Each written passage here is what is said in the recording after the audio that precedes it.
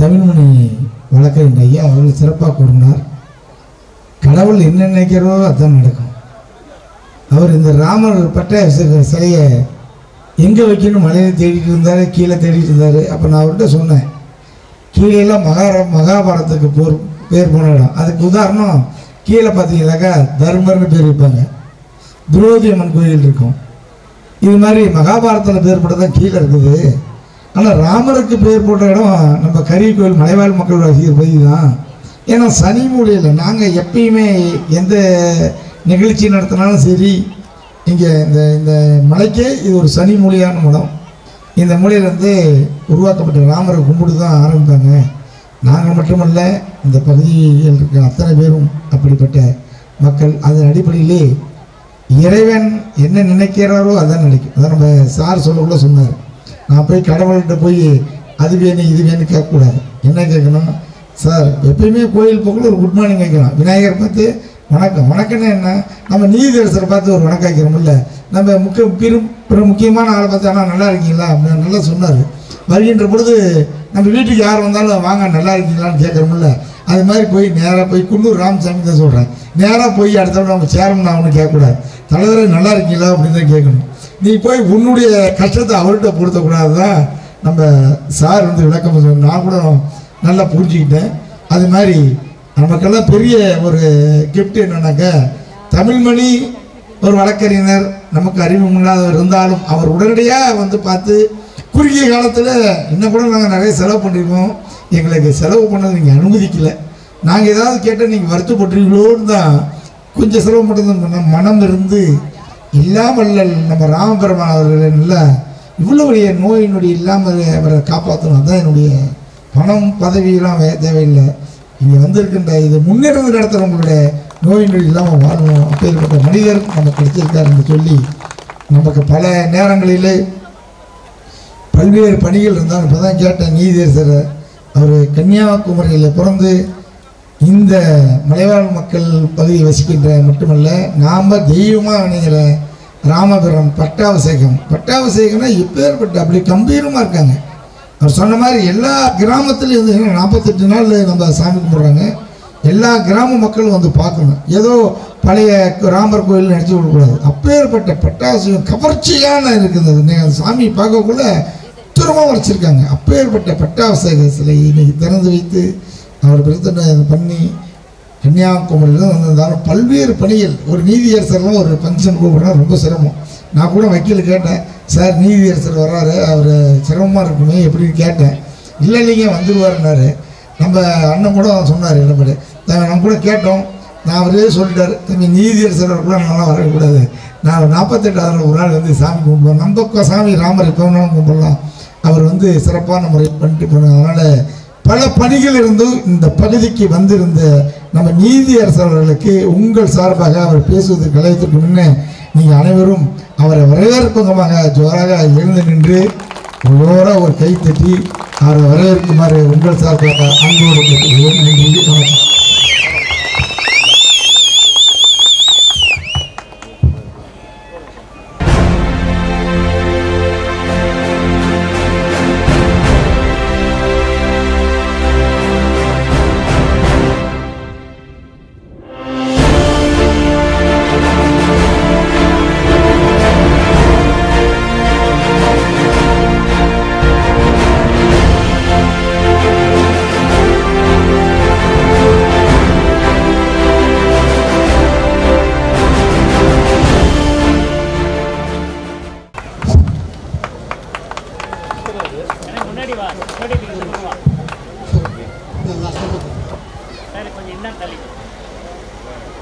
நீதிபதி அவர்களுக்கு அகில இந்திய நீச்சல் போட்டியில், அதாவது பழங்குடியினர் நீச்சல் போட்டியில் 3 தங்க பதக்கங்களை பரிசாக வென்று முதலமைச்சர் அவர்களால் பாராட்டப்பட்ட தருண் பிரபு இந்த மலையாள இனத்தின் எதிர்கால நம்பிக்கை நட்சத்திரம் ஒரு ஷாலை போட்டு அவரிடம் ஆசிகளை பெற்றுக்கொள்ளுமாறு வேண்டிக் கொள்கிறேன்.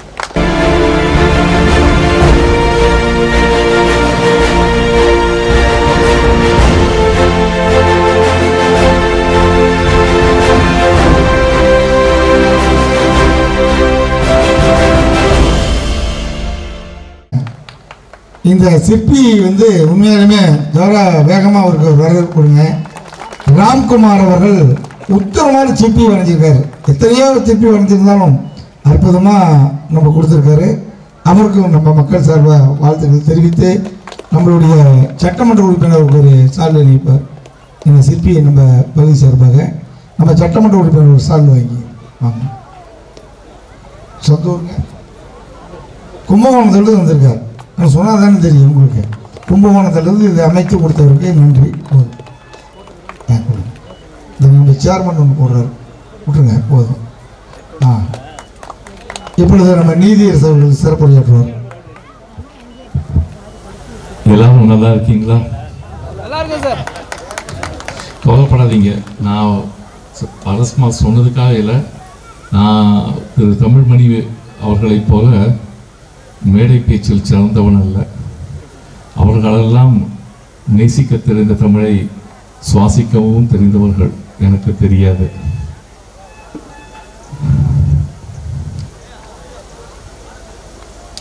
ராமரை இப்போ ஆன்மீகவாதியா, இலக்கியவாதியா, அரசியல்வாதியா என்று தெரியவில்லை. ஆக்கிவிட்டார்கள். நான் ராமாயணம் என்றால் உடனே கம்பனை சொல்ல வேண்டும். கம்பனை சொல்வதென்றால் அவன் கவிச்சுவையை சொல்ல வேண்டும். அவன் கவிச்சுவையை சொல்லும்போது ராமரை மறந்து விடுகிறோம், தமரை மணந்து விடுகிறோம். அதனால் கம்பனை சற்று தள்ளிவிட்டு ராமரை மட்டும் பார்க்கிறேன். ராமாயண காலத்திற்கு பிறகு வந்தது கிருஷ்ணாவதார காலம். ஆனால் விஞ்சி இருப்பது கிருஷ்ணருக்கு நிறைய கோயில் எல்லாம் கோகுலாஷ்டமி கொண்டாடுறோம், லீவ் விடுறாங்க, எல்லாம் என்ஜாய் பண்ணுறோம். ஆனால் ராமர் ஏன் விஞ்சி நிற்கிறார்? கிருஷ்ணனை விட பட்டிமன்றம் நான் நடத்த வரவில்லை. ராமர் ஒரு இன்னைக்கு முதல்ல வரும்போது சொன்னாங்க நிதானம். எந்த ஒரு நிலையிலும் தன் நிதானத்தை இழக்கவில்லை. சிறு வயதில் ஒரு சராசரி சிறுவனாக இருந்தார். யாரிடம் விளையாடுகிறோம் என்று தெரியாமல் மந்தரையிடம், கூனியிடம் விளையாடினார். அது பிற்காலத்தில் வினையாக வரும் என்று அவருக்கு அப்போது தெரியாது. எப்போது தெரிய வேண்டுமோ தெரிய வந்த போது தன் தந்தையை தொடர்ந்தார், பெற்றோரை தொடர்ந்தார், அரசை தொடர்ந்தார். சென்றது காடு, இழந்தது மனைவி. கவர்ந்தது ராவணன், எங்கிருக்கிறான் என்று தெரியாது. ஆனால் நிதானத்தை இழக்கவில்லை. ஒரு மனைவியை மீட்க வேண்டிய கணவனாக அவரை தேடி சென்றார். இன்னைக்கு காலத்தில் பிரமாதம். கல்யாணம் பண்ண 10வது நாள் ஃபேமிலி கோர்ட்டில் வந்து நின்றாங்க. இப்பொழுது உள்ள கல்யாணம் எப்படி இருக்குன்னு பார்த்தீங்கன்னா, நீங்கள் பரவாயில்ல, பழங்குடி மக்கள் நல்லா இருக்கீங்க, உங்களுக்கு சமுதாயத்துடைய தாக்கங்கள் உங்களுக்கு இருக்காமல் இருக்க வேண்டும். எங்கள் ஊரில் மலையிலேருந்து கீழே இறங்கி கொஞ்சம் வந்து பார்த்தீங்கன்னா அங்கே இருக்கக்கூடிய வாழ்க்கை முறை பிரமாதமாக இருக்கும். இந்த கம்ப்யூட்டர், அந்த செல்ஃபோனெல்லாம் இப்போ வச்சுருக்கீங்கள, நம்ம பசங்க கிட்ட கேட்டால் உடனே இன்டர்நெட்டில் பார்ப்பான், இந்தந்த கான்ஃபிகரேஷனில் இப்படி இருந்தால் இவ்வளோ ரூபா ஆகுது, அதில் இந்த சிறப்பு அம்சங்கள் இருந்தால் இதற்கு இவ்வளோ ரூபாய் ஆகிறது. ஏறக்குறைய கல்யாண சந்தை அவ்வாறு ஆகிவிட்டது.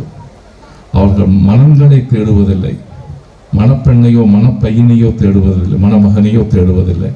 கம்ப்யூட்டரில் கான்ஃபிகரேஷன் பார்க்குற மாதிரி எங்கே எவ்வளோ ஹைட்டு, என்ன வெயிட்டு, எந்த ஊரில் சம்பளம், எந்த இடத்துல கட்டடம், வீடு, கூட யார் இருக்கணும், கூட யார் இருக்கக்கூடாது, அம்மா வந்தால் எவ்வளவு, அப்பாவும் சேர்ந்து வந்தால் எவ்வளவு, யாரும் இல்லாமல் வந்தால் எவ்வளவு. இது போன்ற ஒரு கட்டமைப்பாக மன வாழ்க்கை மாறிய காலத்தில் நாம் இன்றும் ராமரை நினைவு கூறுகிறோம். ஏன்? அவன் நினைத்திருந்தால் அவன் ராஜா. பிற்பாடு கடந்த 1000 வருடங்களில் நடந்த சில சரித்திரங்களை புரட்டி பார்க்கும் பொழுது அவன் தசரதனை சிறை வைத்திருக்கலாம், வைக்கவில்லை. தந்தை சொல்லை மீறவில்லை. ராவணனை வெற்றி கொள்ள வேண்டும். அவன் சென்றான், வென்றான். வந்த பிறகாவது நிம்மதியாக இருந்தானா? இல்லை. யாரோ ஒரு பிரஜை ஏதோ ஒரு மனைவியை விமர்சிக்க அவளை மீண்டும் தொடர்ந்தான். இப்போ ராமாயணத்துல ராமருக்குன்னு இருக்கக்கூடிய விஷயங்கள் என்னன்னா சோகம் மட்டும்தான் மிஞ்சுது. எந்த காலத்திலையும் எதை அவர் அனுபவிக்க வேண்டுமோ அந்த காலத்தில் அவர் அதை நிச்சயமாக அனுபவிக்கவில்லை. சமுதாயம் அவரை அனுபவிக்கவும் விடவில்லை. ஆக இன்னைக்கு டெலிவிஷன் சீரியல்ல பார்க்கக்கூடிய சில கேரக்டர் பார்த்தா மந்தரையையும் கைகையையும் சேர்ந்துக்கலாம். 24 எப்ப பார்த்தாலும் அவங்க யாரையாவது ஒருத்தனை அழிக்கிறதுவதற்காக 2 பெண்கள் பேசிக்கொண்டே இருப்பார்கள். அதுபோல் 2 கேரக்டர். ஸோ மனிதன் மாறவில்லை. வந்த நாள் முதல் இந்த நாள் முதல் மனிதன் மாறவில்லை. காட்டுக்கு போனா ராவணன் கவர்ந்து கொண்டு போனா இன்னைக்கும் நடக்குது. மனிதன் மாறவில்லை. ஆனால் ராமனாக நாம் இருக்கிறோமா என்று பார்த்தால் ராமாயணத்தில் ஏன் ராமன் இன்றும் போற்றப்படுகிறான் என்றால், ஏன் அவன் கடவுளாக வழங்கப்படுகிறான் என்றால் ஒரே ஒரு காரணம், எந்த சூழலிலும் அவன் தன்னுடைய நிலையை மறக்கவில்லை. எந்த ஒரு சூழலிலும் அவன் தன் நிதானத்தை இழக்கவில்லை. எந்த ஒரு சூழலிலும் எதற்காகவும் அவசரப்படவில்லை. அவன் நின்றான், வென்றான். அவனுடைய தருணம் வருவது வரை அவன் காத்திருந்தான். அப்படிதான் நான் ராமரை புரிஞ்சுக்கிட்டு இருக்கேன். நான் கம்பெனி பற்றி பேச போவதென்றால் அது வேற மாதிரி போயிடும். கம்பெனி பற்றி தான் நான் பேசுவேன். ராமரை பற்றி நான் பேச என்னால் முடியாது, மறந்து விடுவேன். இதுல நான் வாழும் கலை அமைப்பில் கடந்த 23 வருடங்களாக இருக்கிறேன். அதை தோற்றுவித்த குரு பூஜ்ய குருதேவ் ஸ்ரீ ரவிசங்கர் ஒரு அருமையான விளக்கத்தை கொடுத்திருந்தால் அதை சமீபத்தில் பார்த்தேன். ராமர் இருந்தால் வாழ்ந்தால் ஒன்று இருந்தாலும் அதை அனைத்தையும் நாம் நம்முள் உணர அவருக்கு ஒரு அழகாக ஒரு விளக்க உரை கொடுத்திருந்தார். ராமர் என்பது யார்? நமது ஆத்மா. அயோத்தியா என்பது நம்முடைய உடல். இதுவரைக்கும் நமக்கு புரிஞ்சிருக்கலாம். நம்ம ஆத்மா, ராமர், அயோத்தியா என்பது உடல், அந்த உடலை சேர்ந்த ஆத்மா, அதெல்லாம் புரியும். லட்சுமணன் என்பது யார்? விழிப்புணர்வு, அவேர்னஸ் ஆங்கிலத்தில் விழிப்புணர்வு. இந்த விழிப்புணர்வுனா என்னங்க? உங்களுக்கு ஒரு சின்ன உதாரணம் மூலியமா சொல்லலாம். இங்க எல்லாம் கிரிக்கெட் பார்க்குறீங்களா? கிரிக்கெட் பார்ப்பீங்களா? கிரிக்கெட் விளையாட்டு பார்த்துருக்கீங்களா? யாராவது பார்த்துருக்கீங்களா? 10 பேர். ஒரு 3 குச்சி பின்னால இருக்கும். பேட்ஸ்மேன் யாரோ பவுல் போடுவாங்க, அவர் ஃப்ரெண்ட்ல பார்த்துட்டு இருப்பாரு. புரியுதுங்களா? பார்த்துருக்கீங்களா? ஸ்டம்ப்ஸ் பின்னால இருக்கும். பேட்ஸ்மேன் பவுலரை பார்த்துட்டு இருப்பாங்க. பின்னால இருக்கிற ஸ்டம்ப் யாருக்கு தெரியாது? பேட்ஸ்மேனுக்கு தெரியாது. ஆனா பவுலருக்கு தெரியும். பின்னால ஸ்டம்ப் இருக்குங்கிறது பவுலருக்கு தெரியும். பேட்ஸ்மேனுக்கு ஸ்டம்ப்ஸ் தெரியாது. ஆனால் ஸ்டம்ப்ஸை பாதுகாக்க வேண்டிய கடமை யாருக்கு? பேட்ஸ்மேனுக்கு. அவர் எப்படி அந்த ஸ்டம்ப்ஸை கவர் பண்றார்? அவர்களோட எந்த ஒரு உணர்வு, இங்க ஸ்டம்ப் இருக்கு, இந்த பாலை அடி, இந்த பாலை விட்டுடு, இன்னைக்கு எது சொல்லுது? இதுதான் உங்களுக்கு ஒரு விழிப்புணர்வுக்கு ஒரு சின்ன ஒரு விளக்கத்தை என்னால் சொல்ல முடியுது. இது போன்ற இலக்குவன் என்பவன் விழிப்புணர்வு. அயோத்தியா என்பது உடல், ராமர் என்பது ஆத்மா. அந்த ஆத்மா விழிப்புணர்வு பெற்ற நிலையில் இருப்பதால் கூட ஒரு இலக்குவன். அப்போ சீதை யாரு? சீதை மனது. அதை கவர்ந்து சென்றது ராவணன். ராவணன் யாரு? எத்தனையோ கெட்ட சகவாசம், இது மாதிரியான ஏதோ ஒன்று கவர்ந்து போகும். மனசை நம்ம கிட்டேருந்து பிரிச்சிரும். அதை எப்படி உள்ள தக்க வைக்குவது? அதற்கு தான் தியான பயிற்சி, யோக பயிற்சி சொல்றாங்க. இந்த தியான பயிற்சி, யோக பயிற்சி அனைத்துமே மூச்சு சம்பந்தப்பட்டது. இது கிறிஸ்டியன் மூச்சு, முஸ்லிம் மூச்சு, ஹிந்து மூச்சுங்கிறதெல்லாம் கிடையாது. தியான பயிற்சி என்பது மூச்சு சம்பந்தப்பட்டது. மூச்சுன்னா வாயு. வாயு யாரு? அனுமான். சோ இந்த அனுமான் வாயு உடன் உதவியுடன் ஆத்மா தனது மனதை கெட்ட சகவாசத்திலிருந்து தன்னுள் சேர்க்கிறது. அது எவ்வாறு சாத்தியமாய் ஆச்சு? இலக்குவன் என்ற விழிப்புணர்வு ராமனுடன் அந்த ஆத்மாவுடன் இருப்பதால் ஆனது. என்றோ வாழ்ந்த ராமரை நாம் நம்முள் இன்று உணர வேண்டுமானால் இந்த விளக்கம் எனக்கு அது நல்ல ஒரு செய்தியை சொல்வதாக நான் கருதினேன். அதை உங்களுடன் பகிர்ந்து கொண்டேன். இரண்டாவது, அணிலை பற்றி சொன்னாங்க. என் ராமாயணத்தில் பிடிச்ச கேரக்டர்ல அணில் ரொம்ப முக்கியமான கேரக்டர். காரணம் என்னன்னா, எங்க போனாலும் எல்லாருக்கும், எந்த துறையை சார்ந்தாலும் எல்லாருக்கும் அனுமானம் ஆகணும். அனுமானம் ஆவதற்கு தகுதி இருக்கா, தகுதி இல்லையா, அனுபவம் இருக்கா, எதுவுமே தேவையில்லை. எனக்கு அனுமானம் ஆகணும். இந்த சூழலில் இதுதான் அத்தனை பேருடைய தேடுதலா இருக்கு. எந்த துறையில போனாலும் நீங்க அதை பார்க்கலாம். அது சின்ன மட்டத்தில் இருந்தாலும் பெரிய மட்டத்தில் இருந்தாலும் எல்லாருடைய பார்வையும் தேடுதலும் அனுமான் மாதிரி பராக்கிரமசாலியாக வேண்டும். ஆனால் அனுமான் தன்னை பராக்கிரமசாலி என்று அறிவித்துக் கொள்ளவில்லை. அவனுக்கு ஜாம்பவான் அவனுடைய சக்தியை எடுத்து சொல்ல வேண்டியிருந்தது. ராமர் அவனை பராக்கிரமசாலி என்று அவனை அணைத்துக் கொண்டார், சேர்த்துக் கொண்டார். ஆனால் ராமர் இட்ட வேலையை அனுமான் செவ்வனே செய்து முடித்தான். ஆனால் அணில் யாருக்காகவும் காத்திருக்கவில்லை.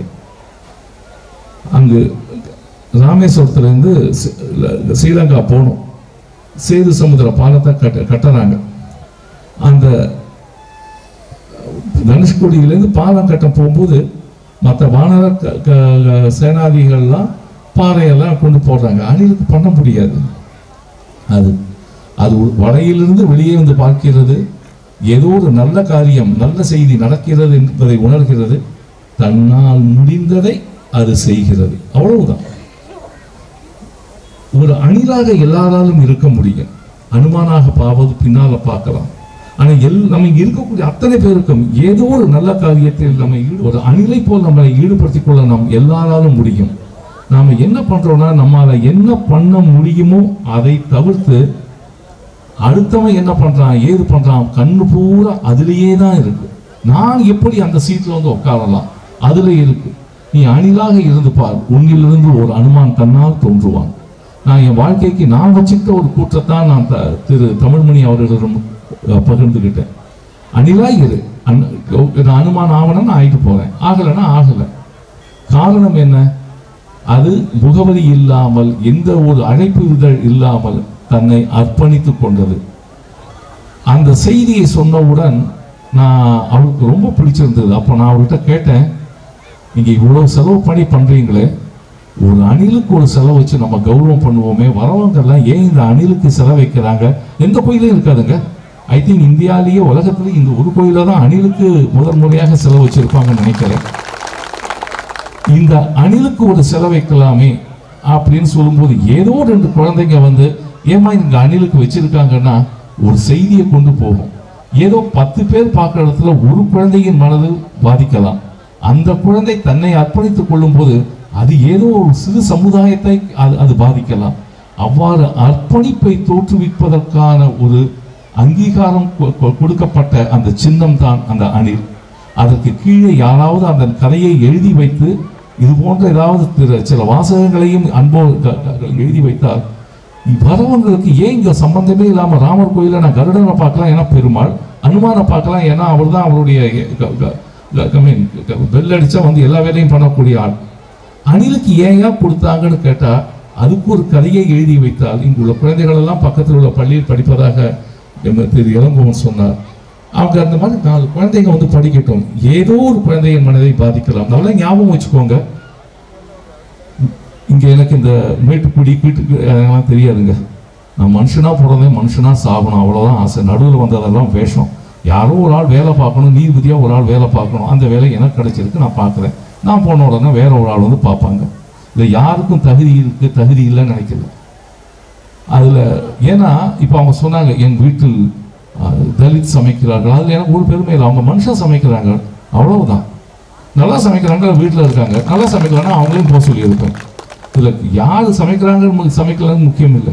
சமைக்கிறது நாட்டில் வைக்க முடியாதா இருக்கான்னு பார்க்கணும். அதுக்கு மிக முக்கியமான காரணம் என்ன? நாம் அவர்களிடம் அன்பு செலுத்த வேண்டும். இங்கு சமுதாயம் பிளவுபட்டு இருக்கிறது, இல்லைன்னு சொல்லுங்க. இப்போ இளங்கோவன் சொல்லும்போது 12 ஊர்க்காரங்களையும் அந்த 32 கிராமத்துக்காரங்களை எல்லாம் கூப்பிட்டு பேசினேன். அவர்களுக்குள்ள 1000 வித்தியாசம் இருந்தாலும் என்னை ஏற்றுக்கொண்டார்கள் என்று. ஏன் அந்த வித்தியாசம் இருக்கணும்? வெளியில போன தமிழன், தமிழ் உணர்வுன்னு எல்லாம் பேசுவாங்கல்ல, ஏன் தமிழ் உணர்வு பக்கத்து வீட்டுக்காரங்கிட்ட காட்டுறது, ஏத்து வீட்டுக்காரங்கிட்ட காட்டுறது, தன் வீட்டுக்காரங்கிட்ட காட்டுறது?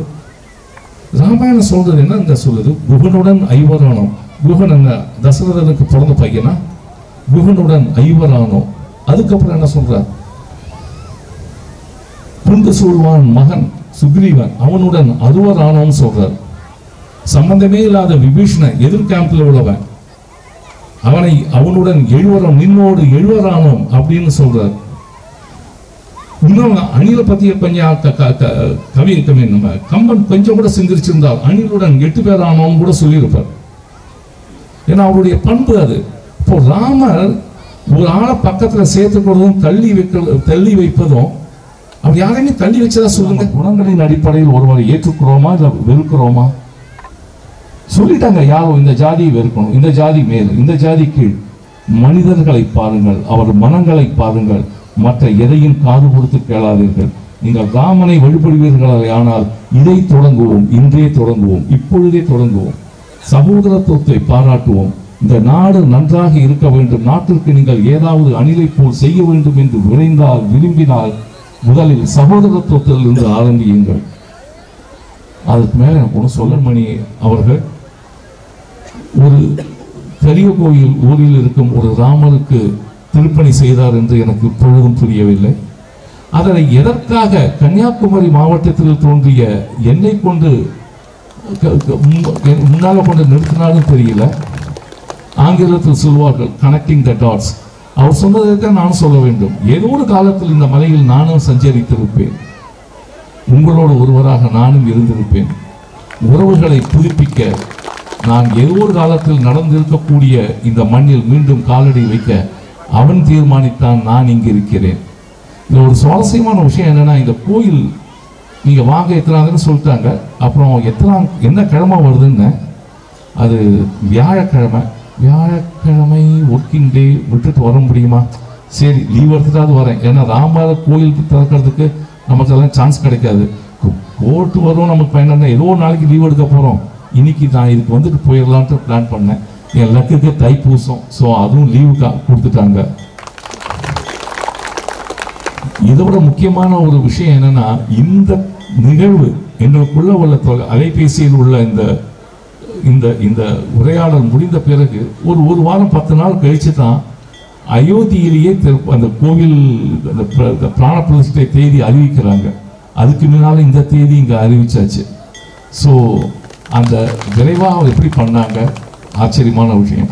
இந்த வேலை எனக்கு 2 நல்ல உள்ளங்களை அறிமுகப்படுத்தியது. ஒன்று திரு தமிழ்மணி. அவர் நம்ம ஏன் இவ்வளவு கஷ்டப்படுறோம்னாக்கா வேற ஒன்றும் இல்லை, நம்ம வாழ்க்கை மேல நமக்கு இருக்கக்கூடிய பற்றுதல். அந்த பற்றுதல் இருக்கிறது வரைக்கும் 10 பைசா ஜோப்லேருந்து கீழே விழாது. நான் உடனே எடுத்து 10 பைசா போடலை. ஐயருக்கு இப்போ போட கூட எனக்கு நான் நினைக்கல. நான் இன்னமும் போடணும் மெய் மறந்து நான் எதுவும் நடந்துட்டு இருக்குது. வந்த உடனே ஐயர் தட்டில் போடக்கூடிய காசை கூட அவர்கிட்ட தான் வாங்கி கொடுத்தேன். உடனே அந்த கடனை திருப்பி கொடுக்கணும். என் ஜோப்ல ஆட்டோமேட்டிக்காக கை போல. அது மாதிரியான நபர் ஒருவரை பார்த்தேன். மற்றவர் நமது இவர் ராமருக்கு கோயில் கட்டினார் என்றால் அவர் மகாவீரருக்கு கட்டி கொண்டிருக்கிறார். அவருக்கு கொஞ்ச நேரம் பேசிட்டு இருந்தேன். சார், 49 வயசுல என் பையனுக்கு கல்யாணம் ஆச்சு. கல்யாணம் ஆனவொன்னு பிஸ்னஸை கொடுத்துட்டு நான் வந்துட்டேன். என் பேர்ல பேங்க்ல கூட அக்கௌண்ட் இல்லை. பையன் சாப்பாடு பணம் கொடுத்தா சாப்பாடு. அவன் என்னை காப்பாத்திட்டு இருக்கேன் 20 வருஷமா. தன்னுடைய அதாவது எந்த அளவுக்கு ஒரு பற்றற்று அவங்களால போக முடியுது, எதை நம்பி அவர்கள் பொறுப்பை கொடுக்கிறார்கள். இதெல்லாம் எனக்கு ரொம்ப ரொம்ப மாமூல். ஏன்னா நான் பார்க்கக்கூடிய உலகம் வேறு. இங்க ஒரு வரப்புக்கு சண்டை, ஒரு தென்னை மரத்துக்கு சண்டை, இதுக்காக பொழப்ப விட்டுக்கிட்டு கோர்ட்ல நிற்கக்கூடியது. இதைத்தான் ஒரு வரப்பு என்னடா பண்ண போகுதுன்னு நினைக்க கேட்க போறது இல்லை. தயவு செஞ்சு நீங்க ஒன்று சொல்லுங்க, ஊர்க்காரங்கெல்லாம் இந்த சினிமா பார்க்க போவோம். போயிருக்கீங்களே, தேட்டர்லாம் போய் சினிமா பார்க்குறீங்களா இல்லை வாட்ஸ்அப் செல்லில் பார்க்குறீங்களா? அப்போ ஏதோ சினிமா பார்ப்பீங்கன்னு நினச்சிட்டு இருக்கேன். சினிமா பார்க்க போயாச்சுன்னா ஒன்று ஞாபகம் வச்சுக்கோங்க, திரைப்படம் அங்கே ஓடிட்டு இருக்குது, திரைப்படம் பார்க்கணும். அங்கே போன உடனே இந்த சேர் எந்து, அந்த சேர் என் சித்தப்பாது, அது என் வரக்கூடிய பேரனுக்குள்ள சேர் அது, இந்த ஃபேன் எந்துன்னு இதையே நீங்கள் பார்த்துட்டு இருந்தா என்ன ஆகும்? படம் என்ன ஆகும்? போயிடும். மணி அடித்த உடனே தேட்டர்லேருந்து வெளில வரணும். ஐயோ நான் படம் பார்க்கலையேன்னா யாரும் நான் பார்க்கவும் தான் சொன்னாங்க. நீ சேரை பார்த்துட்டு இருந்த, வாழ்க்கை உனக்கு படத்தை பார்ப்பதற்கு ஒரு வாய்ப்பு கொடுத்தது. என்ன ஒரே வித்தியாசம், அங்கே 3 மணி நேரத்தில் மணி அடிக்கும் தெரியும், இங்கே எப்போ மணி அடிக்குன்னே தெரியாது. அவ்வளோதான் வித்தியாசம். இருந்த போதிலும் நான் மட்டும் வாழப் போகிறேன், பக்கத்து வீட்டுக்காரன் சாக போகிறான் என்ற ஒரு அறியாமையில் இருக்கக்கூடிய நாம் அனைவரும் செய்யக்கூடிய சாதாரண தவறு தான் கோர்ட்டில் இவ்வளோ நீதிமன்ற வழக்குகள் தேங்குவதற்கு காரணம் அதுதான். ஏதோ நீதிமன்றத்தில் கேஸ் போட்டால் கேஸ் போகலனாக்கா எதுக்கு கேஸ் போடுன்னு ஒரு விவஸ்தை ஒண்ணுயா. ஒரு தென்னை மரத்துக்கும் பனை மரத்துக்கும், நீ தென்னை மரம் 100 வருஷம் 200 வருஷம் இருக்கும், நீ செத்து போயிடுவ. அப்ப எதை நீ பார்க்க வேண்டும்? பாகத்துக்கு கேஸ் போடுவாங்க. பாகத்துக்கு கேஸ் போட்டாச்சுன்னா முதல் தலைமுறை அது ஒரு 50 வருஷம் நடக்கும் சார். 50 வருஷமா கேஸ் நடக்குது சார், முடியலம்பா. அந்த அப்பா முதல் தலைமுறை கேஸ் போடுற தலைமுறை இருக்குல்ல சகோதரர்கள், அதுல ஏதோ 2 பேர் செத்து போயிட்டோன்னா அடுத்த தலைமுறை 10வது நாள் சமரசம் பண்ணிட்டு போயிடறான். ஏன்? இவங்க எனக்கு கேஸ் வேண்டாம், ஏதோ கையில் இருக்கிறத கொடுத்துட்டு போயாங்கிறான். அது அப்பாவும் சித்தப்பாவும் இருந்த காலத்திலே பண்ணியிருந்தா அவனாவது வாழ்ந்து தொலைச்சிருப்பான். அவன் தானும் வாழ மாட்டான், அடுத்தவனும் வாழ விட மாட்டான், சேரா பார்த்துக்கிட்டு இருப்பானே தவிர படத்தை பார்க்க மாட்டான், பட்டுன்னு போவான், படமும் போயிடும். இதுதான் சார் பாதி இதுக்கு காரணம். அதனால நீதிமன்றத்தை பற்றி ரொம்ப தவறான கருத்துக்கள் நிறைய பேர் புரிஞ்சு வச்சுட்டு இருக்காங்க. நான் அது கூட 38-40 வருஷமா இருந்துட்டு இருக்கேன். 18-19 வருஷமா நீதிபதியா இருக்கேன். எல்லா மட்டத்திலையும் நான் பார்த்துட்டேன். தயவு செஞ்சு வழக்குகள், அதாவது இதுக்கும் ராமருக்கு இணைய சம்பந்தம்னு கேட்பாங்க. வந்தது ராமர் கோயிலுக்கு சம்பந்தப்பட்ட நிகழ்வு, இதுக்கும் நீதிமன்றத்துக்கு என்ன பிரச்சனை? கவிஞரை கொண்டு வரும்போது அவர் கவிதை பாடினார், நீதிபதியை கொண்டு வரும்போது நான் எனக்கு கிடைத்த ஒரு சிறு அவகாசம், என் துறையை சார்ந்து தயவு செஞ்சு அதை ரொம்ப படுத்தாதீங்க. ராமர் இவ்வளவு சகிச்சுக்கிட்டார், நீங்க அந்த அளவுக்கு சகிக்க வேண்டாம். ஏதோ கொஞ்சம் சகிச்சுக்கிட்டானாக்கா எங்களுக்கு கொஞ்சம் வழக்குகள் குறையும். உண்மையான வழக்குகள், தீர்வு சொல்ல வேண்டிய வழக்குகளை மட்டும் நாங்கள் பார்த்துட்டு இருப்போம்.